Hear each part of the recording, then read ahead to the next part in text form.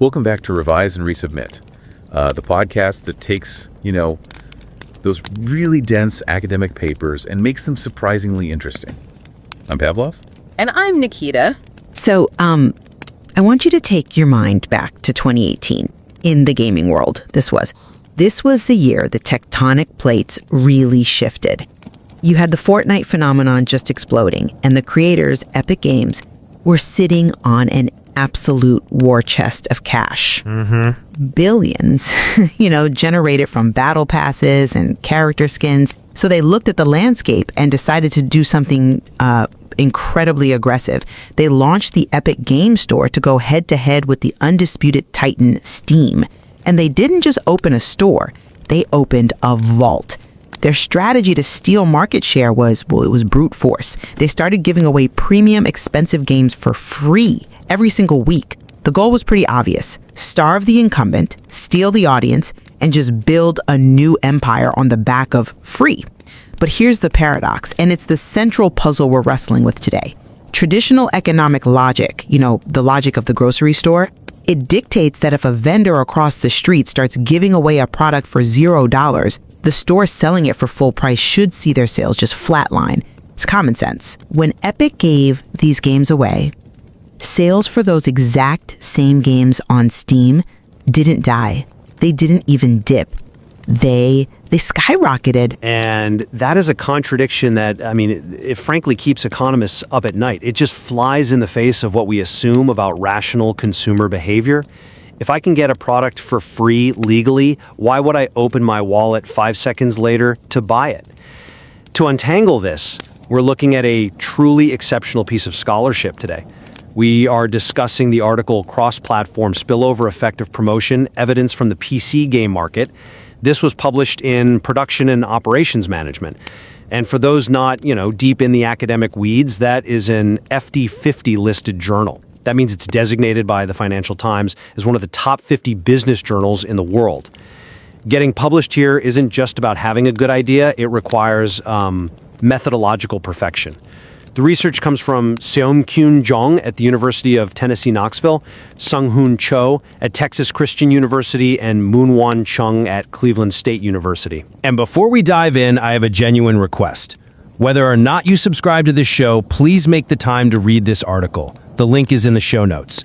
It's just a masterclass in how to analyze digital markets rigorously, and it is absolutely worth your time. It really is a must-read. But for those listening who might be new to this kind of academic rigor, let me just set the stage with a plain English summary of what these researchers actually did. So the setup is that platform war I just mentioned. Steam is the incumbent, the king. Epic is the challenger. The researchers treated Epic's free game of the week as a massive real-world economic experiment. They looked at what happened to the sales of those specific games on Steam during the very week they were free on Epic. And the core finding is, it's staggering. Instead of cannibalizing sales, eating into the competitor's profits, right? Exactly. The giveaway created a massive spillover. Sales on Steam for the same titles increased by an average of 59.2% during the promotion week. And that number, 59.2%, is where I have to plant my flag of skepticism here. I come at this from a rational economic perspective. I'm picturing a consumer at their computer.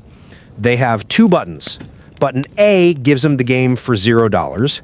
Button B charges them, $20, maybe $30? You're telling me that a statistically significant portion of people are voluntarily hitting button B? I struggle to accept that this is purely about awareness. A nearly 60% increase implies that users are valuing the platform features of Steam at a massive premium. It contradicts almost every price sensitivity model we have, so it raises a huge question about the methodology for me. How do we know these sales wouldn't have happened anyway? Was it a holiday weekend? Was there some viral tweet from a streamer? I really need to see the proof before I can accept that free generates paid. And I completely understand that skepticism. It does sound counterintuitive. It sounds like burning money. But let me offer you a different lens, the attention economy perspective. In the digital world, shelf space isn't the scarce resource. Attention is. There are tens of thousands of games on Steam. Most of them are just invisible, buried under an algorithm. What this paper argues is that the Epic promotion acts as a massive spotlight. It wakes the market up. We call this the expansion view. The pie got bigger because people who didn't even know the game existed suddenly cared about it. And once they cared, they went and bought it on the platform where they actually live, which for most people is Steam. That's a convenient narrative, but it assumes a level of friction that I'm not sure exists. You're essentially arguing that people are so loyal to their library layout or their achievement list that they will just burn cash. But all right, let's dig into the how before we fight about the why. You mentioned the methodology. If I'm a researcher, how do I isolate this specific effect from all the chaos of the internet? How do I know it wasn't just Christmas? This is where the paper really shines, and it's why it hit that top-tier journal. They used a technique called the synthetic control method, or SCM. SCM. It sounds like science fiction. Explain that to me like I'm 5. It's actually brilliant. So in a normal study, you might compare a game's sales before the promotion to its sales after. But that's flawed. Like you said, maybe sales went up because it was a holiday or the genre got popular. You just can't trust a simple timeline. So what they did was create a synthetic version of each game. They took a weighted mix of over 5,000 untreated games on Steam, games that were not being given away on Epic. They use an algorithm to mix these games together to create a statistical doppelganger that mimicked the sales trends of the target game perfectly before the promotion. So let's say Subnautica goes free on Epic. The researchers have a synthetic Subnautica made of bits and pieces of other games, maybe 10% from a farming sim, 20% from a shooter, and so on, that tracks perfectly with the real one historically. Then the promotion hits. The real Subnautica sales shoot up. The synthetic Subnautica stays flat. The difference between those two lines, that's the spillover. That isolates the effect of the promotion from everything else happening in the market. Okay, I see the logic there. You're building a counterfactual, a what would have happened scenario. But I have to push back on the validity of that. Games are unique art products. You can't just mash up a farming simulator and a shooter and claim it behaves like an RPG. Can you really create a synthetic control for a hit game? That feels like comparing apples to a fruit salad. That's a fair critique, and the authors anticipated it. They didn't just run this once. They tracked 270 games that went free. They rigorously removed games that had negative shocks, like, server outages or bad press that might skew the data. They controlled for price changes on Steam, so they weren't just measuring a discount war. The data came from VG Insights, tracking daily sales. And the result wasn't just vague noise, it was an immediate spike. On the first day of the free promotion, sales on Steam jumped 82.4% compared to the synthetic control. Over the week, it settled at that 59.2% increase. The signal is incredibly loud. I have to admit, the robustness checks here are impressive. Running placebo tests with random dates to ensure they weren't just finding patterns in the noise, that does give me more confidence. So, for the sake of the debate, let's concede the effect is real. The methodology holds up. People are buying the game on Steam while it's free on Epic. But we need to talk about the mechanism. If SCM proves it happened, we still need to explain why. The authors use the AIDA framework: attention, interest, desire, action. I'm usually skeptical of these marketing funnels. They feel a bit dated, but how do they apply it here? It fits perfectly because it tracks the consumer journey across platforms. So let's break it down based on their supplementary analysis. Because they didn't just look at sales, they looked at search data and reviews. First, attention. The free banner on Epic wakes up the market. Then, interest. They found evidence of a massive spike in Google Trends and Steam searches for these titles right when the promotion hit. Right, but that leads us to the desire phase, which is where I think your argument faces its biggest hurdle. This is the crucial pivot. I have attention, I have interest. Why does that translate to desire for the paid version? The paper points to survey data regarding externalities, specifically network externalities. The number one factor users cited for buying on Steam, despite it being free on Epic, was online multiplayer support. And we have to remember the context here. At the time of the study, a lot of these games did not have crossplay. If my friends are on Steam and I grab the free version on Epic, I'm playing alone. In that specific scenario, the free version has zero value to me if I want to play with my social circle. That's a critical point. It's not just about playing with friends, it's about the whole ecosystem of friends. But I would broaden it. It's about user entrenchment. The user isn't just buying a file, they're buying the service. They want their cloud saves, their forums, their screenshot libraries. The survey data showed users have a strong preference for keeping their library in one place. It's the digital bookshelf effect. Even if I can get a paperback for free across town, I might buy the hardcover to keep my collection complete at home. That convenience and continuity have a monetary value. I come at it from a different angle. I think you're overestimating sentiment and underestimating utility. The paper explicitly notes that this spillover effect isn't universal. It is conditional. This is where the limitations come in and where the whole free strategy can fall apart. The authors found that if the price gap is too high, the spillover drops. If Steam is charging $60 and Epic is $0, the friction of paying becomes too high for the average user, regardless of how much they love achievements. But more importantly, and this supports my point about utility, if a game has no multiplayer and no DLC, no downloadable content, the spillover effect is much, much weaker. Right. If it's a strictly single-player experience with no add-ons. Epic is a perfect substitute for the paid version on Steam. There's no network effect to save you. In those edge cases, the traditional laws of economics return with a vengeance.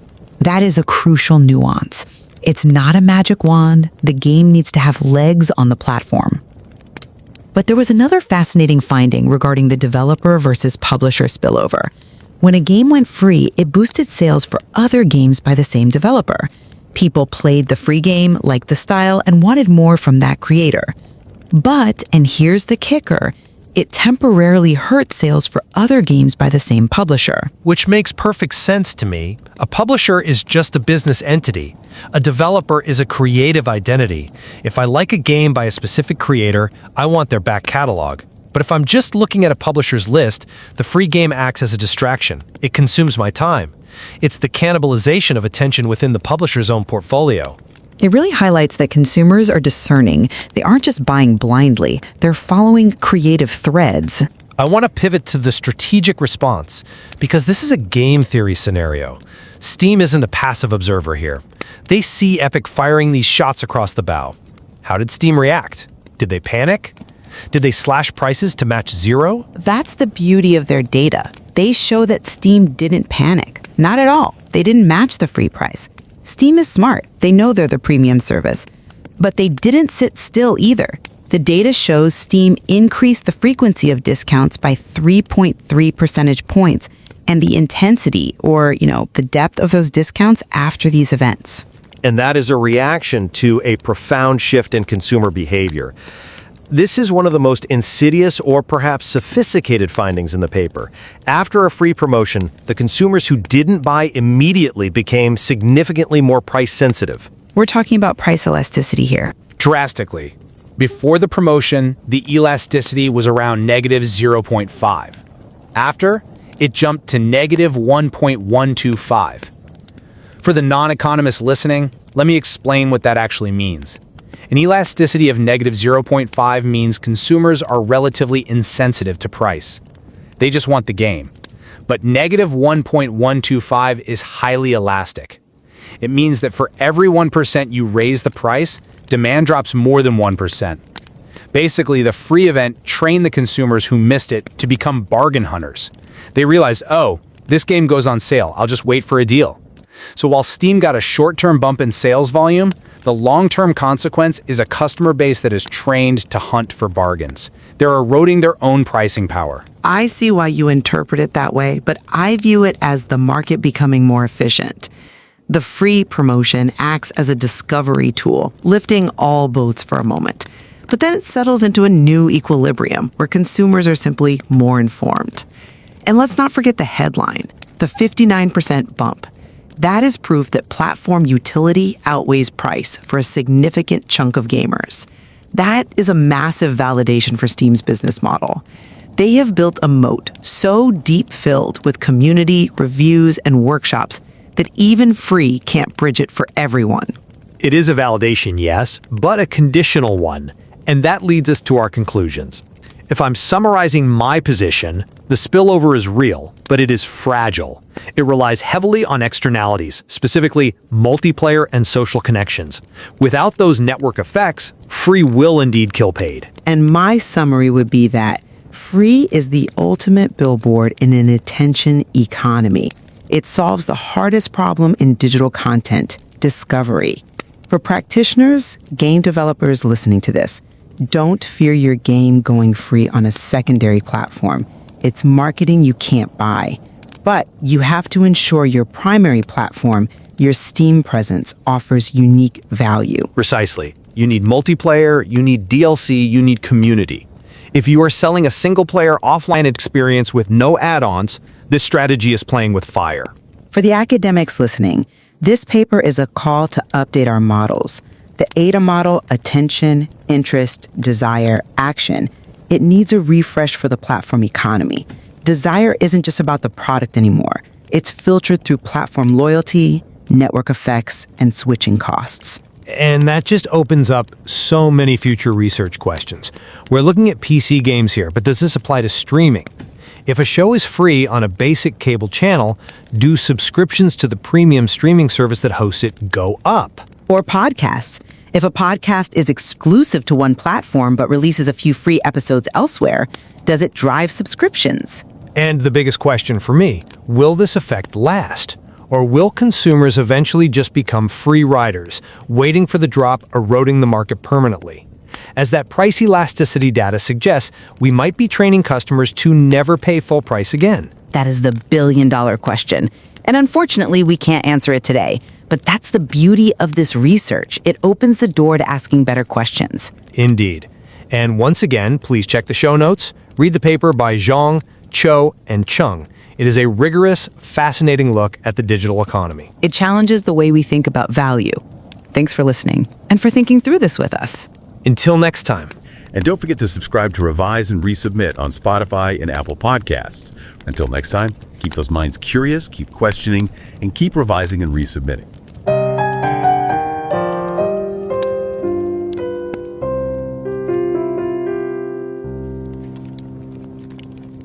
Revise and রিসাবমিটে স্বাগতম। আমি Pavlov. আর আমি নিকিতা। ভাবুন তো, একটা বিশাল online store তাদের খুব জনপ্রিয় একটা প্রোডাক্ট একদম বিনামূল্যে দিচ্ছে। কিন্তু অদ্ভুত ব্যাপার হলো, মানুষ সেই ফ্রি জিনিসটা না নিয়ে পাশের দোকানে গিয়ে ঠিক একই প্রোডাক্ট টাকা দিয়ে কিনছে। শুনতে একদমই অবাস্তব লাগছে। লাগলেও বিলিয়ন ডলারের পিসি গেমিং মার্কেটে ঠিক এটাই ঘটছে। আর এটা কোনো একটা দুটো ঘটনা নয়, রীতিমতো একটা ট্রেন্ড। হ্যাঁ, আর এই আশ্চর্যজনক ঘটনাটা কিন্তু কোনো মন গড়া গল্প নয়। এর পিছনে একটা খুবই গভীর আর যুক্তিসঙ্গত গবেষণা আছে। আচ্ছা। গবেষণাটি করেছেন ইউনিভার্সিটি অফ টেনেসি এর সাংখিয়ন জং, টেক্সাস ক্রিশ্চিয়ান ইউনিভার্সিটির সাংহুন চো এবং ক্লিভল্যান্ড স্টেট ইউনিভার্সিটির মুনওয়ন চাং। আর তাদের এই কাজটি প্রকাশিত হয়েছে প্রোডাকশন অ্যান্ড অপারেশনস ম্যানেজমেন্ট জার্নালে। ঠিক। এখানে একটু থামা দরকার। এই জার্নালটা কিন্তু যে সে জার্নাল নয়। ফাইন্যান্সিয়াল টাইমস প্রতি বছর ব্যবসা সংক্রান্ত বিশ্বের সেরা জার্নালগুলোর একটা তালিকা করে, যা FT50 নামে পরিচিত। একদম। আর এই জার্নালটি সেই সেরা 50-এর একটি। তার মানে এখানে প্রকাশিত প্রত্যেকটা কথা অনেক যাচাই বাছাইয়ের পর আসে। একদম ঠিক। আর তাই আমরা বিশেষভাবে অনুরোধ করব, আমাদের চ্যানেল সাবস্ক্রাইব করুন বা না করুন, এই অসাধারণ আর্টিকেলটা পড়ার জন্য অবশ্যই সময় বের করবেন। এর লিংক শো নোটসে দেওয়া আছে। আজকের আলোচনাটা মূলত তাদের জন্য যারা একাডেমিক গবেষণার জগতে নতুন, নিজেদের যাত্রা শুরু করছেন। আমরা চেষ্টা করব এই জটিল গবেষণাটিকে খুব সহজভাবে তুলে ধরতে। তাহলে চলুন মূল বিষয়ে ফেরা যাক। পিসি গেমিং দুনিয়ার দুটো বড় নাম হলো স্টিম আর এপিক গেম স্টোর। হ্যাঁ। তো এপিক গেম স্টোর বাজারে নিজেদের জায়গা শক্ত করতে একটা দারুণ কৌশল নেয়। তারা প্রতি সপ্তাহে একটা জনপ্রিয় পেইড গেম তাদের গ্রাহকদের বিনামূল্যে দেয়। হ্যাঁ, এটা তাদের নিয়মিত মার্কেটিং স্ট্র্যাটেজি। তো সাধারণ বুদ্ধিতে কি মনে হয়? এর ফলে তো তাদের প্রধান প্রতিযোগী স্টিমে ওই একই গেমের বিক্রি একদম শূন্য হয়ে যাওয়ার কথা, তাই না? ঠিক তাই মনে হওয়ার কথা, কিন্তু গবেষণার ফলাফল দেখে গবেষকরা নিজেরাই হয়তো অবাক হয়ে গিয়েছিলেন। কেন? কি দেখলেন তারা? দেখা গেছে যে সপ্তাহে এপিক কোনো একটা গেম বিনামূল্যে দেয়, ঠিক সেই সপ্তাহে স্টিমে ওই একই গেমের বিক্রি কমার বদলে উল্টো প্রায় 59.2% বেড়ে যায়। কি বলছেন? মানে এপিক নিজের পয়সা খরচ করে বিজ্ঞাপন দিয়ে আসলে স্টিমের বিক্রি বাড়িয়ে দিচ্ছে? ব্যাপারটা অনেকটা সেরকমই দাঁড়াচ্ছে। এটা তো অবিশ্বাস্য। কিন্তু আমার একটা প্রশ্ন আছে, গবেষকরা এত নিশ্চিতভাবে এটা বলছেন কিভাবে? এমনও তো হতে পারে যে অন্য কোনো কারণে স্টিমে বিক্রি বেড়েছে, হয়তো গেমটা নিয়েই হঠাৎ মানুষের মধ্যে একটা ক্রেজ তৈরি হয়েছিল। খুবই গুরুত্বপূর্ণ প্রশ্ন, আর এখানেই এই গবেষণার পদ্ধতিগত সৌন্দর্যটা লুকিয়ে আছে। এই সমস্যার সমাধানের জন্যই তারা সিনথেটিক কন্ট্রোল মেথড বা SCM নামে একটা খুবই আধুনিক পদ্ধতি ব্যবহার করেছেন। সিনথেটিক কন্ট্রোল মেথড শব্দটা বেশ ভারী শোনায়। এটা আসলে কি জিনিস? আমি খুব সহজ করে বলছি। ধরুন যে গেমটা, ধরা যাক গেম এপিক বিনামূল্যে দিচ্ছে। আচ্ছা। গবেষকরা স্টিমের হাজার হাজার অন্য গেমের ডেটা বিশ্লেষণ করে কম্পিউটার দিয়ে কৃত্রিমভাবে একটা গেম বি তৈরি করলেন। এই গেম বি হল গেম এর একটা ভার্চুয়াল যমজ। ভার্চুয়াল যমজ মানে হলো এই কৃত্রিম গেম বি এর বিক্রির যে ট্রেন্ড বা গ্রাফ, সেটা এপিকের প্রমোশন শুরু হওয়ার আগে পর্যন্ত আসল গেম এর বিক্রির গ্রাফের সাথে হুবহু একরকম ছিল। ও, বুঝেছি। অর্থাৎ প্রমোশন না চললে গেম এ কেমন বিক্রি হতো তার একটা নিখুঁত প্রতিচ্ছবি হলো এই গেম বি। দারুণ তো। তার মানে তারা এরপর প্রমোশন চলাকালীন আসল গেমটার বিক্রির সাথে ওই কৃত্রিম গেমটার কাল্পনিক বিক্রির তুলনা করেছেন। একদম। আর এই দুয়ের মধ্যে যে পার্থক্য, সেটাই হলো এপিকের ফ্রি অফারের আসল প্রভাব। বাহ, ঠিক তাই। আর এই কাজের জন্য তারা ভিজি ইনসাইটস থেকে বিক্রির ডেটা এবং স্টিম ডিবি থেকে গেমের বিভিন্ন বৈশিষ্ট্যের তথ্য সংগ্রহ করেছেন। মানে এটা কোনো ছোট বিশ্লেষণ নয়, 270টা প্রমোশনাল গেম আর 5000-এরও বেশি কন্ট্রোল গ্রুপের গেম নিয়ে কাজটা করা হয়েছে। বেশ, তার মানে ডেটা আর পদ্ধতি দুটোই খুব শক্ত। ঘটনাটা যে ঘটছে সে বিষয়ে কোনো সন্দেহ নেই। কিন্তু আমার মাথায় যে প্রশ্নটা ঘুরছে সেটা হলো, মানুষ কেন এমন করছে? বিনামূল্যে একটা জিনিস হাতের কাছে পেয়েও কেন তারা টাকা খরচ করছে? এই রহস্যের উত্তর খুঁজতে গবেষকরা মার্কেটিংয়ের একটা ক্লাসিক মডেল ব্যবহার করেছেন। নাম হলো আইডা, AIDA। Attention, interest, desire, action. একদম। প্রথম ধাপ হলো অ্যাটেনশন বা দৃষ্টি আকর্ষণ। এপিকের এই ফ্রি গেম অফারটা আসলে একটা বিশাল বিজ্ঞাপনের মতো কাজ করে। ঠিক। গেমিং কমিউনিটিতে, সোশ্যাল মিডিয়াতে সবখানে এটা নিয়ে আলোচনা হয়। ফলে হাজার হাজার মানুষ যারা হয়তো আগে গেমটার নামই শোনেনি তারা জানতে পারে। আচ্ছা, মনোযোগ তো আকর্ষণ হলো, কিন্তু মানুষ তো বিনামূল্যে জিনিসটা এপিক থেকেই নিতে পারত। আগ্রহটা কেনার দিকে গেল কি করে? মানে পরের ধাপ, ইন্টারেস্ট বা আগ্রহ। ঠিক ধরেছেন। যখন মানুষ একটা নতুন গেমের কথা শোনে, তাদের মধ্যে আগ্রহ জন্মায়। তারা তখন অনলাইনে সার্চ করে, রিভিউ দেখে। একটা সমীক্ষায় দেখা গেছে, প্রমোশন সম্পর্কে জানেন এমন 46% ব্যবহারকারী স্টিমে গিয়ে গেমটা সার্চ করেছেন। বেশ, তাহলে অ্যাটেনশন হলো, ইন্টারেস্টও তৈরি হলো। এরপর আসছে ডি ফর ডিজায়ার, মানে ইচ্ছা বা আকাঙ্ক্ষা। এখানেই তো আসল রহস্যটা, তাই না? ঠিক। বিনামূল্যে পাওয়ার সুযোগ থাকা সত্ত্বেও টাকা দিয়ে স্টিম থেকে কেনার ইচ্ছাটা কেন জাগছে? এই জায়গাতেই গবেষণার সবচেয়ে গুরুত্বপূর্ণ পর্যবেক্ষণটা লুকিয়ে আছে। এর পেছনের মূল কারণ হল নেটওয়ার্ক এক্সটার্নালিটি। নেটওয়ার্ক এক্সটার্নালিটি, এই জিনিসটা একটু ভেঙে বললে ভালো হয়। এর দুটো প্রধান দিক আছে। প্রথমটা হলো মানুষের সাথে সংযোগ, মানে ইন্টার ইউজার এক্সটার্নালিটি।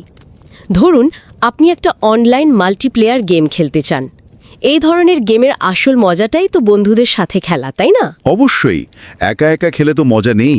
এখন ধরুন আপনার সব বন্ধুরা আগের থেকে স্টিম ব্যবহার করে, তাদের একটা নেটওয়ার্ক সেখানে আছে। এখন এপিক আপনাকে গেমটা বিনামূল্যে দিলেও আপনি সেটা নিলে বন্ধুদের সাথে খেলতে পারবেন না। ও আচ্ছা, কারণ তারা তো অন্য প্ল্যাটফর্মে। একদম। তাই বন্ধুদের সাথে খেলার জন্য ওই নেটওয়ার্কের অংশ হতে আপনি টাকা দিয়ে হলেও স্টিম থেকে গেমটা কিনতে চাইবেন। তাই তো, তার মানে এখানে পণ্যের দামের চেয়ে সামাজিক সংযোগের মূল্যটা বেশি হয়ে যাচ্ছে। মানুষ আসলে গেম কিনছে না, তারা বন্ধুদের সাথে একটা অভিজ্ঞতা কিনছে। এটা তো দারুণ একটা পয়েন্ট। আর দ্বিতীয় দিকটা কি বললেন? দ্বিতীয়টা হলো অতিরিক্ত কন্টেন্ট বা ইন্টার প্রোডাক্ট এক্সটার্নালিটি। প্রায় দেখা যায় স্টিমে একটা গেমের জন্য অনেক বেশি পরিমাণে অতিরিক্ত কন্টেন্ট বা ডিএলসি পাওয়া যায়। ডিএলসি মানে ডাউনলোডেবল কন্টেন্ট। যেমন নতুন চরিত্র বা নতুন মিশন যা আলাদাভাবে কিনতে হয়। ঠিক, একজন একনিষ্ঠ গেমার যখন দেখে যে স্টিমে গেমটার জন্য আরও অনেক কিছু পাওয়ার সুযোগ আছে যা এপিকে নেই, তখন সে একটা সম্পূর্ণ অভিজ্ঞতার জন্য টাকা খরচ করতেও রাজি হয়ে যায়। মানে সে শুধু মূল গেমটা নয়, এর সাথে সম্পর্কিত সব কিছুই চায়। একদম, এই দুটো নেটওয়ার্কের শক্তি, বন্ধুদের নেটওয়ার্ক আর কন্টেন্টের নেটওয়ার্ক একসাথে মিলে স্টিমকে এত আকর্ষণীয় করে তোলে যে মানুষ বিনামূল্যের অফারও ফিরিয়ে দেয়। তার মানে বিষয়টা শুধু দামের নয়, খেলার অভিজ্ঞতা, বন্ধুদের সঙ্গ, এগুলোও খুব গুরুত্বপূর্ণ। কিন্তু দামের কি কোনোই ভূমিকা নেই? ধরুন স্টিমে গেমটার দাম যদি অনেক বেশি হতো, তাহলেও কি মানুষ কিনতো? না, দামের ভূমিকা অবশ্যই আছে। গবেষণায় দেখা গেছে স্টিমে গেমটার দাম যত কম থাকে, এই ইতিবাচক প্রভাবটা তত বেশি হয়। আচ্ছা, দাম খুব বেশি হলে বিনামূল্যে পাওয়ার লোভ সামলানো কঠিন হয়ে পড়ে।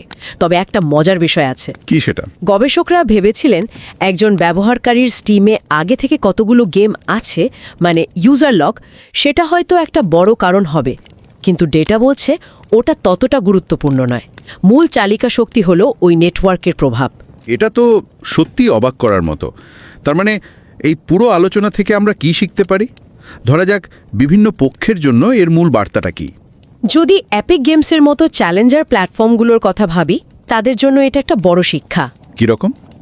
তাদের বুঝতে হবে যে তাদের সব প্রচারমূলক কার্যক্রম পরোক্ষভাবে তাদের প্রধান প্রতিদ্বন্দ্বীকে সাহায্য করতে পারে। এই প্রভাব কমাতে হলে তাদের এমন গেম বিনামূল্যে দেওয়া উচিত যা মূলত সিঙ্গেল প্লেয়ার, যাতে বন্ধুদের সাথে খেলার চাপটা না থাকে। একদম। আর স্টিমের মতো মার্কেট লিডারদের জন্য তাদের তো তাহলে পোয়া বাড়ো, তারা শুধু বসে বসে প্রতিযোগীর মার্কেটিং থেকে লাভবান হবে। অনেকটা সেরকমই। তাদের জন্য এটা একটা দারুণ খবর। তাদের শুধু নিজেদের নেটওয়ার্কটাকে আরও শক্তিশালী করতে হবে। ব্যবহারকারীরা যেন তাদের প্ল্যাটফর্মে বন্ধুদের আর কন্টেন্ট সহজেই খুঁজে পায় সেটা নিশ্চিত করতে হবে। আর যারা গেমগুলো তৈরি করছেন সেই ডেভেলপারদের জন্য এখানে কি বার্তা আছে? একটা উইন উইন পরিস্থিতি। একদিকে অ্যাপিকের প্রমোশনের কারণে তাদের গেম ব্যাপক পরিচিতি পাচ্ছে, যা হয়তো নিজেরা বিজ্ঞাপন দিয়েও পেত না। ঠিক। আর অন্যদিকে এই পরিচিতির ফলে স্টিমেও তাদের বিক্রি বাড়ছে। এই বাড়তি পরিচিতি কাজে লাগিয়ে তারা দুটো প্ল্যাটফর্মের সাথেই দর কষাকষিতে সুবিধাজনক অবস্থানে যেতে পারে। আর সবশেষে যারা নতুন গবেষণা শুরু করতে যাচ্ছেন, তাদের জন্য এই পেপারটি থেকে কি শেখার আছে? তাদের জন্য এটা একটা চমৎকার উদাহরণ। প্রথমত, এটা দেখাচ্ছে যে ডিজিটাল অর্থনীতিতে প্রচলিত ধারণার বাইরে গিয়েও অনেক কিছু খুঁজে পাওয়া সম্ভব। দ্বিতীয়ত, এটা শেখায় যে কিভাবে বিভিন্ন ধরনের ডেটা, যেমন বিক্রির তথ্য, সমীক্ষা, রিভিউ, একসাথে করে একটা পূর্ণাঙ্গ চিত্র তৈরি করা যায়। আর সবশেষে এসসিএম এর মতো উন্নত পদ্ধতি ব্যবহার করে জটিল প্রশ্নের উত্তর দেয়া যায়। আজকের আলোচনাটা সত্যি চিন্তার অনেক নতুন দরজা খুলে দিল। এটা স্পষ্ট যে ডিজিটাল প্ল্যাটফর্মের দুনিয়ায় নেটওয়ার্কই আসল রাজা। একদম। তবে আলোচনা শেষ করার আগেই আমি কিছু প্রশ্ন রেখে যেতে চাই যা এই গবেষণার ভবিষ্যৎ দিক নির্দেশ করতে পারে। অবশ্যই। যেমন এই গবেষণায় আমরা দেখলাম একজন চ্যালেঞ্জারের প্রমোশন মার্কেট লিডারকে সাহায্য করছে, কিন্তু যদি উল্টোটা হতো, যদি স্টিম এরকম একটা বড় প্রমোশন চালাতো, তাহলে কি এপিক গেমসের মতো ছোট প্ল্যাটফর্মগুলো একইভাবে লাভবান হতো? এটা সত্যি ভাবার মতো প্রশ্ন। আমার তো মনে হয় না। লিডারের শক্তি কি তাহলে ছোটদের আরও কোণঠাসা করে ফেলতো? সম্ভবত তাই। সেক্ষেত্রে হয়তো ছোট প্ল্যাটফর্মগুলোর অস্তিত্ব সংকটে পড়ত। আরেকটা বড় প্রশ্ন হলো ডিজিটাল প্ল্যাটফর্মে ব্যবহারকারীর আনুগত্য বা লয়্যালটির আসল অর্থ কী? এই গবেষণা দেখাচ্ছে যে ব্যবহারকারীরা হয়তো কোনো একটি প্ল্যাটফর্মের প্রতি অন্ধভাবে অনুগত নয়, কিন্তু দিনের শেষে নেটওয়ার্কের শক্তি, মানে যেখানে তাদের বন্ধুরা আছে, সেই বড় প্ল্যাটফর্মকেই আরও শক্তিশালী করে তোলে। এই আনুগত্য কি ব্যক্তির নাকি নেটওয়ার্কের? এই বিষয়গুলো নিয়ে আরও গভীর গবেষণার অনেক সুযোগ রয়েছে।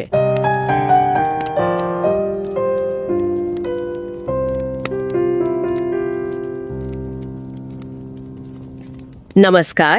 रिवाइज एंड रीसबमिट में आपका स्वागत है। मैं हूं पावलोव और मैं हूं निकिता।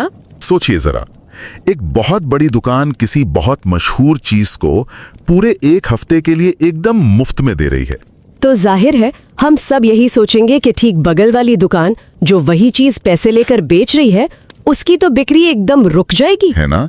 उसका तो बिजनेस ही ठप हो जाना चाहिए। लेकिन क्या हो अगर मुफ्त देने वाली दुकान की वजह से पैसे लेकर बेचने वाली दुकान की बिक्री अचानक आसमान छूने लगे।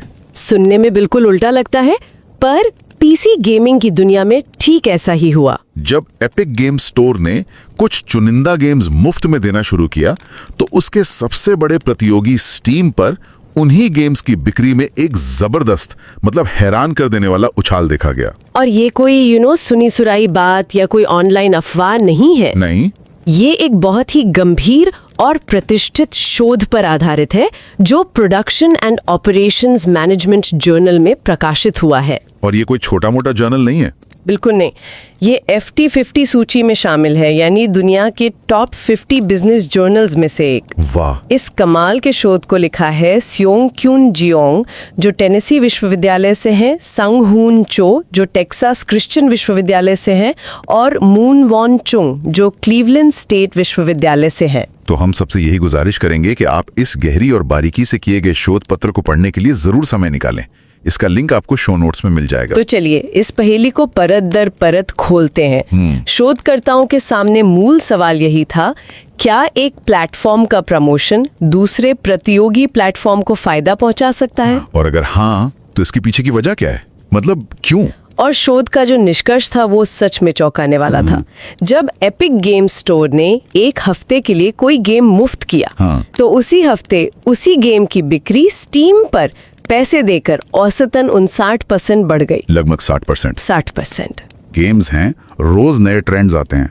उन्होंने ये कैसे पक्का किया कि बिक्री में ये उछाल सिर्फ प्रमोशन की वजह से ही आया, किसी और वजह से नहीं? हो सकता है उसी हफ्ते गेम का कोई अपडेट आया हो या किसी बड़े स्ट्रीमर ने उसे खेला हो। हाँ, बिल्कुल। बहुत अच्छा सवाल है, और यहीं पर इस रिसर्च का असली कमाल सामने आता है। ये हिस्सा उन लोगों के लिए खास तौर पर दिलचस्प है जो एकेडमिक शोध की दुनिया में अपना पहला कदम रख रहे हैं। अच्छा। उन्होंने सिंथेटिक कंट्रोल मेथड नाम की एक बहुत ही उन्नत तकनीक का इस्तेमाल किया। Synthetic control? हाँ, इसे सरल भाषा में समझें तो ये किसी चीज का डिजिटल जुड़वा बनाने जैसा है। डिजिटल जुड़वा? ये तो और दिलचस्प लग रहा है। हाँ, एक तरह से शोधकर्ताओं ने स्टीम पर मौजूद उस गेम को लिया जिसका एपिक पर प्रमोशन चल रहा था। ठीक है। फिर उन्होंने स्टीम के ही हजारों दूसरे गेम्स के डेटा का इस्तेमाल करके एक ऐसा काल्पनिक या सिंथेटिक गेम बनाया जिसकी बिक्री का पैटर्न प्रमोशन से ठीक पहले तक बिल्कुल असली गेम जैसा था। अच्छा, तो उन्होंने एक बेसलाइन बना ली कि अगर प्रमोशन न होता तो बिक्री कैसी होती। बिल्कुल सही। इसके बाद उन्होंने प्रमोशन के दौरान असली गेम की बिक्री की तुलना इस सिंथेटिक गेम की अनुमानित बिक्री से की, और जो भी फर्क था वो सीधा प्रमोशन का असर था। कोई अंदाजा नहीं, सिर्फ डेटा पर आधारित नतीजा। ये तरीका इसलिए बेहतर है क्योंकि गेमिंग बाजार में हर गेम बहुत अलग होता है, और ये तरीका सेब की तुलना सेब से करना मुमकिन बनाता है। वाह! तो उन्होंने असल में एक क्या होता अगर वाली स्थिति बना दी। पर एक मिनट, ये सिंथेटिक कंट्रोल वाली बात तो समझ आई, पर इसके लिए तो बहुत दकीक डेटा चाहिए होगा। हाँ। हर दिन कौन सा गेम कितनी बार बिका, उसकी कीमत क्या थी, ये जानकारी मिलती कहाँ से? बिल्कुल सही पकड़ा। एक अच्छे शोध की नींव हमेशा अच्छा डेटा होती है। उन्होंने VG इनसाइट्स नाम की एक फर्म से 5000 से ज्यादा गेम्स का रोजाना बिक्री का डेटा लिया। 5000 गेम्स का रोज का डेटा? हाँ, और गेम्स की विशेषताओं की जानकारी स्टीम DB से जुटाई। और सिर्फ इतना ही नहीं, उन्होंने अपने नतीजों को 15 से ज्यादा अलग अलग तरीकों से परखा। 15 बार? जिसे अकादमिक भाषा में रोबस्टनेस चेक कहते हैं। ये पक्का करने के लिए कि उनका नतीजा किसी संयोग की वजह से नहीं बल्कि मजबूत सबूतों पर आधारित है। कमाल है। तो डेटा ये साफ साफ दिखा रहा है कि असर असली है, लेकिन मेरा दिमाग अभी भी इसी सवाल पर अटका है, क्यों? हाँ, कोई भी व्यक्ति उस चीज के लिए पैसे क्यों देगा जो उसे मुफ्त में मिल रही है? अब हम इस कहानी के सबसे दिलचस्प हिस्से पर आते हैं। इसे समझने के लिए शोधकर्ताओं ने मार्केटिंग के एक बहुत पुराने और स्थापित मॉडल का सहारा लिया, जिसे आइडा फ्रेमवर्क कहते हैं। AIDA, attention, interest, desire, action. बिल्कुल। तो उन्होंने देखा कि क्या प्रमोशन लोगों का ध्यान, अटेंशन खींच पाया? ठीक है। क्या उस ध्यान को रुचि, इंटरेस्ट में बदल पाया? क्या वो रुचि खरीदने की इच्छा, डिजायर में तब्दील हुई? और आखिर में क्या लोगों ने असल में गेम खरीदा, यानी एक्शन लिया? सही। तो चलिए इस फ्रेमवर्क से इसे तोड़कर समझते हैं। पहला कदम, अटेंशन, यानी ध्यान खींचना। राइट। एपिक का मुफ्त प्रमोशन एक बहुत बड़े मुफ्त के विज्ञापन जैसा था। एक सर्वे में पता चला कि लगभग 54% गेमर्स को इन प्रमोशंस के बारे में जानकारी थी। आधे से ज्यादा लोगों को? हाँ, तो इसने उन गेम्स की तरफ लाखों लोगों का ध्यान खींचा जिनके बारे में उन्होंने शायद पहले कभी सुना भी नहीं था। तो पहला कदम तो आसानी से पूरा हो गया। ओके, ध्यान तो खिंच गया। अब आता है इंटरेस्ट यानी रुचि। ध्यान जाने के बाद लोगों ने क्या किया? यहीं पे कहानी में एक मजेदार मोड़ आता है। उनकी रुचि जगी और उन्होंने उस गेम के बारे में और जानना चाहा। तो वे एपिक स्टोर पर गए होंगे? कुछ गए होंगे, लेकिन बड़ी संख्या में लोग ये देखने के लिए स्टीम पर गए कि वहाँ क्या उपलब्ध है, गेम कैसा है, उसके रिव्यूज कैसे हैं। अच्छा। और इसका एक चौंकाने वाला सबूत भी मिला। प्रमोशन के ठीक बाद स्टीम पर उस गेम की समीक्षाओं में एपिक गेम्स शब्द का जिक्र 30 गुना बढ़ गया। 30 गुना? मतलब लोग मुफ्त ऑफर देखकर प्रतियोगी की वेबसाइट पर जा रहे थे और वहां उसके बारे में बात कर रहे थे। हाँ, ये तो सच में अजीब है। ठीक है, तो ध्यान खिंच गया, रुचि भी पैदा हो गई। अब सबसे जरूरी हिस्सा, डिजायर यानी खरीदने की इच्छा। स्टीम से ही खरीदने की इच्छा क्यों पैदा हुई? यही इस पूरी पहेली का दिल है। शोध में 2 मुख्य कारण सामने आए जिन्हें एक्सटर्नैलिटीज या बाहरी फायदे कहा जाता है। बाहरी फायदे? हाँ, पहला और सबसे बड़ा कारण था उपयोगकर्ताओं के बीच नेटवर्किंग। मतलब दोस्त? बिल्कुल। स्टीम पर अपने दोस्तों के साथ ऑनलाइन खेलने की सुविधा। और गेमिंग तो दोस्तों के साथ ही मजेदार है। मतलब लोग सिर्फ गेम नहीं खरीद रहे थे, वे अपने सोशल सर्कल के साथ एक एक्सपीरियंस खरीद रहे थे। आपने एकदम सही समझा। स्टीम एक बहुत बड़ा और पुराना प्लेटफॉर्म है। उस समय स्टीम के 132 मिलियन मासिक यूजर्स थे, जबकि एपिक के सिर्फ 62 मिलियन थे। ओ, तो 2 गुने से भी ज्यादा। हाँ, तो ज्यादातर लोगों के दोस्त स्टीम पर थे। लोग वहां जाना चाहते थे जहां उनके दोस्त थे। ठीक है, सोशल सर्कल समझ में आता है। दूसरा कारण क्या था? दूसरा कारण था उत्पादों की पूरकता। पूरकता मतलब स्टीम पर उस गेम से जुड़े अतिरिक्त कंटेंट जैसे DLCs यानी डाउनलोड करने योग्य कंटेंट की उपलब्धता। अच्छा, जैसे नए लेवल्स या नए कैरेक्टर्स। हाँ, लोग सिर्फ गेम नहीं बल्कि उसके साथ जुड़ा पूरा अनुभव खरीद रहे थे। स्टीम का पूरा इकोसिस्टम, कम्युनिटी फीचर्स, ये सब मिलके एक बेहतर अनुभव दे रहे थे। यानी मामला सिर्फ गेम की कीमत का नहीं बल्कि उसके आसपास बने पूरे इकोसिस्टम का था। सोशल नेटवर्क, अतिरिक्त कंटेंट और बेहतर अनुभव, इन सब के लिए लोग पैसे देने को तैयार थे। बिल्कुल। हाँ, ये भी जरूरी था कि स्टीम पर गेम की कीमत बहुत ज्यादा ना हो। जब कीमत कम होती थी तो ये असर और भी मजबूत होता था। एक और बात, मुझे हमेशा लगता था कि लोग स्टीम इसलिए इस्तेमाल करते हैं क्योंकि उनकी सालों की खरीदी हुई गेम्स की लाइब्रेरी वहीं है, जिसे लॉक इन इफेक्ट कहते हैं। क्या इसका कोई असर नहीं था? दिलचस्प बात यह है कि शोधकर्ताओं ने इसकी भी जांच की, लेकिन डेटा में इसका कोई मजबूत सबूत नहीं मिला। ये बात थोड़ी हैरान करने वाली है। फैसला काफी हद तक सोशल सर्कल और अतिरिक्त कंटेंट पर आधारित था। मतलब लोग उस पल में दोस्तों के साथ खेलने और ज्यादा कंटेंट पाने को ज्यादा तवज्जो दे रहे थे। ये क्या सबक है प्लेटफॉर्म्स के लिए, गेम डेवलपर्स के लिए? इसके कई गहरे मतलब हैं। अकादमिक जगत के लिए तो ये साफ है कि पारंपरिक रिटेल के सिद्धांत डिजिटल प्लेटफॉर्म पर हमेशा लागू नहीं होते। यहाँ नेटवर्क और इकोसिस्टम की भूमिका बहुत बड़ी है। और प्रैक्टिकल दुनिया के लिए? चलिए प्लेटफॉर्म से शुरू करते हैं। एपिक जो इतना पैसा खर्च करके मुफ्त में गेम्स दे रहा है, उसे इससे क्या सीखना चाहिए? उन्हें अपनी रणनीति बदलनी होगी। सबक ये है कि आपका मुफ्त प्रमोशन शायद आपके प्रतियोगी पर सीधा हमला ना हो, बल्कि आप अनजाने में उनके लिए मुफ्त में विज्ञापन कर रहे हो। बिल्कुल। उन्हें ऐसे गेम्स प्रमोट करने चाहिए जिनमें सोशल नेटवर्किंग की जरूरत कम हो। जैसे कोई कहानी पर आधारित सिंगल प्लेयर गेम। हाँ, बिल्कुल सही। जैसे कोई बहुत अच्छी स्टोरी वाला गेम। अगर आप उसे मुफ्त में देते हैं तो कोई ये नहीं सोचेगा कि मेरे दोस्त इसे कहाँ खेल रहे हैं, क्योंकि ये एक सोलो एक्सपीरियंस है। सही बात है। ऐसे में फायदा प्रतियोगी को मिलने की संभावना कम हो जाती है। और स्टीम के लिए तो ये फायदे का सौदा लग रहा है। हाँ, लेकिन उन्हें सिर्फ बैठकर तमाशा नहीं देखना है, उन्हें अपनी ताकत को और मजबूत करना है। मतलब उन्हें अपने इकोसिस्टम जैसे दोस्त, कम्युनिटी फीचर्स और DLCs को और मजबूत करना चाहिए, क्योंकि वही उनकी असली ताकत है। वही उन्हें मुफ्त के ऑफर्स के सामने भी आकर्षक बनाए रखती है। और गेम बनाने वाले डेवलपर्स और पब्लिशर्स के लिए इसमें क्या सबक है? मुझे लगता है उनके लिए तो ये एक बहुत अच्छी खबर है। उनके लिए ये एक बेहतरीन रणनीति हो सकती है। वे एक प्लेटफॉर्म पर प्रमोशन का इस्तेमाल सभी प्लेटफॉर्म्स पर अपने गेम की जागरूकता और बिक्री बढ़ाने के लिए कर सकते हैं। इससे तो उनकी सौदेबाजी करने की ताकत भी बढ़ती होगी। बहुत ज्यादा। वो प्लेटफॉर्म से कह सकते हैं, देखिए अगर आप हमारा गेम प्रमोट करेंगे तो इससे सिर्फ आपको नहीं, पूरे बाजार में हमारे गेम को फायदा होगा। ये पूरी घटना सोचने पर मजबूर करती है कि जैसे जैसे ये डिजिटल दुनिया एक दूसरे से जुड़ती जा रही है, प्रतिस्पर्धा का सही मतलब ही बदल रहा है। कभी कभी आपके प्रतियोगी का एक कदम आपके बिजनेस के लिए सबसे अच्छी बात साबित हो सकता है। बिल्कुल। और ये शोध भविष्य के लिए कई दिलचस्प सवाल भी छोड़ जाता है।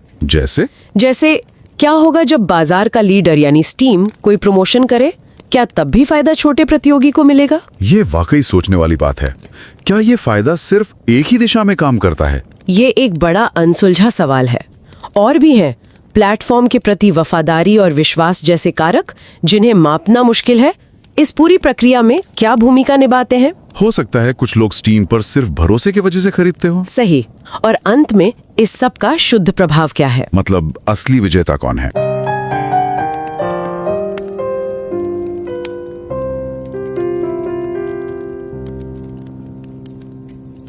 Forestil dig lige det her. En stor butikskæde beslutter sig for at forære en populær vare væk, helt gratis i en hel uge. Hvad vil du forvente, der skete med salget af præcis den samme vare hos deres største konkurrent lige ved siden af? Logikken siger jo, at konkurrentens salg vil styrtdykke. Altså, hvorfor betale for noget, man kan få gratis? Men hvad nu, hvis konkurrentens salg i stedet steg markant? Og det skøre er, at det her ikke bare er et tankeeksperiment. Det er faktisk virkelighed, specifikt på markedet for PC-spil. Hele den her samtale i dag tager udgangspunkt i en virkelig fascinerende artikel fra det prestigefyldte tidsskrift Production and Operations Management, som jo er på den der anerkendte FT50-liste over de vigtigste forskningstidsskrifter. Artiklen hedder Cross-Platform Spillover Effect of Promotion, Evidence from the PC Game Market, og er skrevet af Jeong, Sang-Hun Cho og Moon Chung. Lige præcis. Og uanset om du følger med her normalt eller ej, så vil vi virkelig opfordre dig til at tage dig tid til at læse den her omhyggeligt udarbejdede og fagfællebedømte artikel. Vi har selvfølgelig lagt et link i shownoterne. Den er et helt fremragende eksempel på, hvordan man med solid forskning kan afdække dynamikkerne i den digitale økonomi, som ved første øjekast virker fuldstændig ulogiske.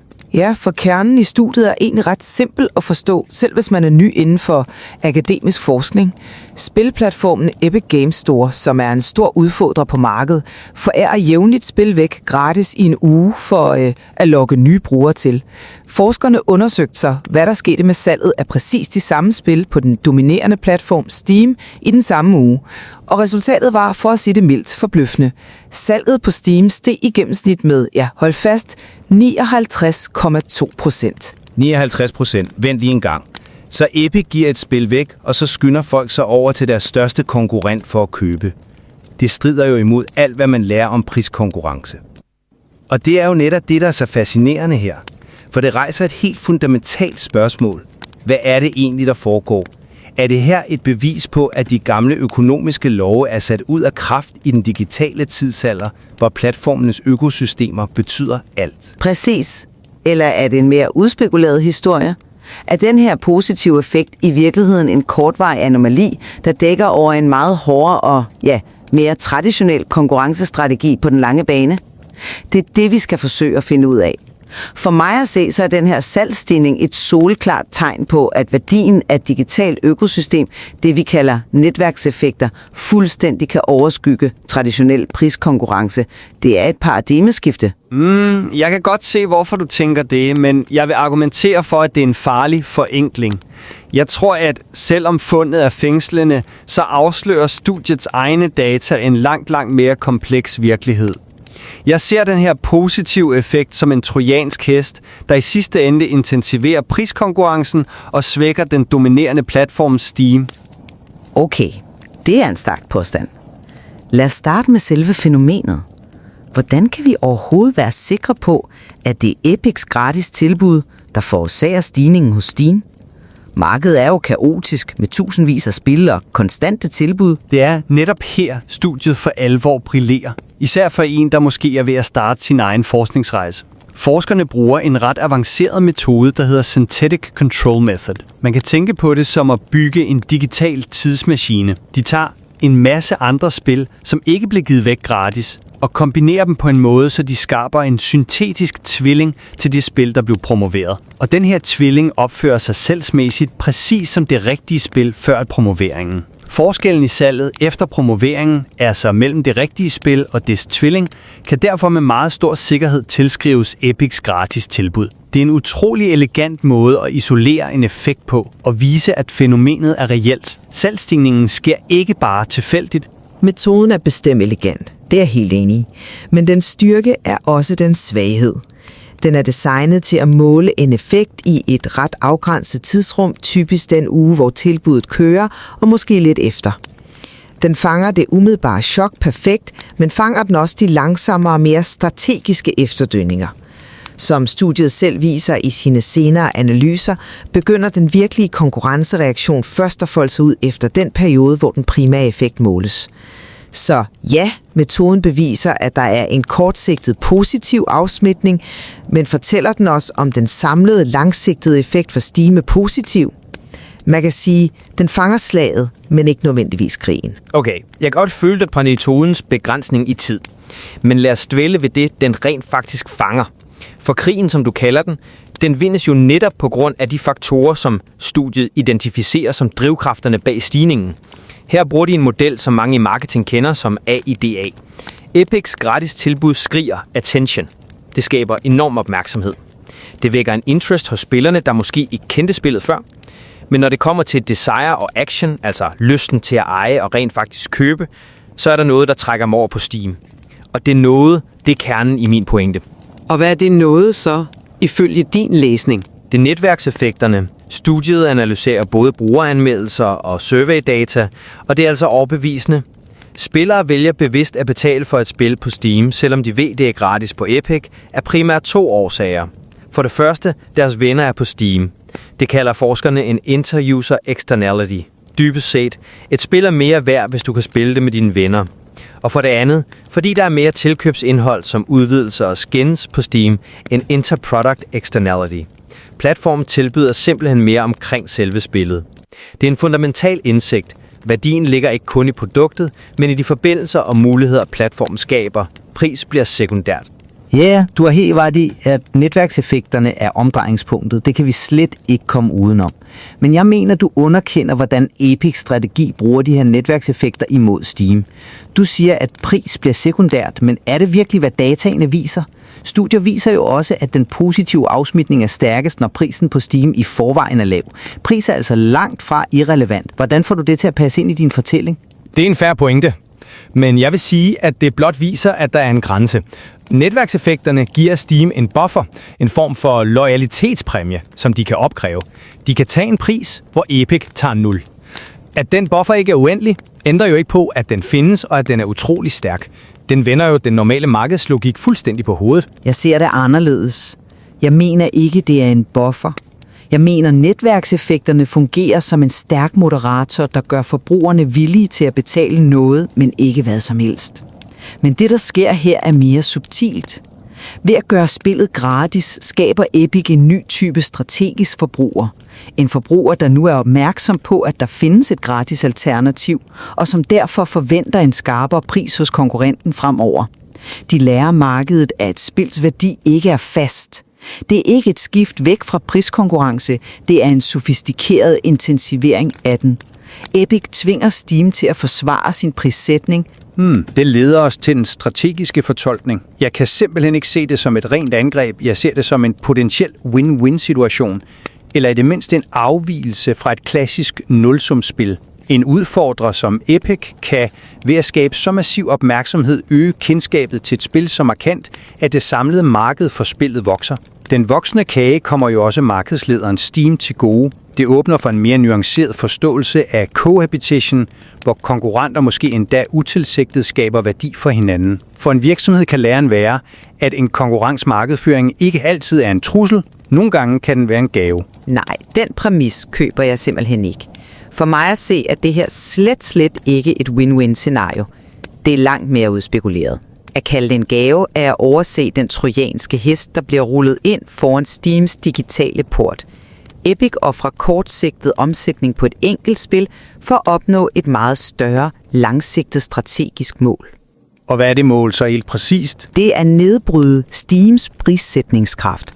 Lad os se på, hvad der sker efter promotionsugen, hvilket studiet også analyserer. For det første bliver forbrugerne på Steam bevidst mere prisfølsomme over for netop det her spil i fremtiden. For det andet, og det her er afgørende, føler Steam sig tvunget til at reagere med hyppigere og dybere rabatter på spillet i månederne efter. Så selvom Steam får et kortsigtet salgsboost, en lille sukkerrus, så opnår Epics præcis hvad de vil. De uddanner markedet til at blive mere prisbevidst og tvinger Steam ind i en defensiv position, hvor de skal bruge flere ressourcer på rabatter. Det er asymmetrisk krigsførelse, forklædt som generøsitet. Den kortsigtede gevinst for Steam er en utilsigtet, men for Epic acceptabel bivirkning af en strategi, der på sigt er designet til at svække den. Det er ikke samarbejde. Det er udspekuleret konkurrence. Jeg forstår godt din trojanske hest-analogi. Den er jo dramatisk. Men er det ikke at tillægge Epic en næsten overmenneskelig strategisk indsigt? Og overser du ikke den værdi, Steam rent faktisk får her og nu? De får nye kunder til et specifikt spil, kunder de kan sælge udvidelser og andre spil til. De styrker jo deres eget økosystem netop fordi Epics promovering afslører, hvor meget stærkere Steams økosystem er. Det er jo en gratis stresstest af deres egen forretningsmodel, som de består med glans. Jamen prisen for at bestå testen er, at de nu er låst i en priskrig, de ikke selv har startet. Epic har flyttet slangmarken. Før handlede det om, hvem der havde det bedste økosystem. Nu handler det også om, hvem der kan matche en forventning om lavere priser, som Epic har skabt. Den kortsigtede gevinst er reel, men den er købt på bekostning af langsigtet strategisk frihed. Det er en handel, jeg tror Steam ville ønske, de kunne sige nej tak til. Godt. For at opsummere min side af sagen, så ser jeg det her studie som et overbevisende bevis på, at i en platformøkonomi kan værdien af et økosystem og styrken af netværkseffekter kan skabe positive afsmitningseffekter, der fuldstændig udfordrer den klassiske konkurrencelogik. Den centrale lære er, at styrken af dit netværk og dine komplementære produkter kan være et så afgørende konkurrenceparameter, at det endda kan trumfe et gratis tilbud for en konkurrent.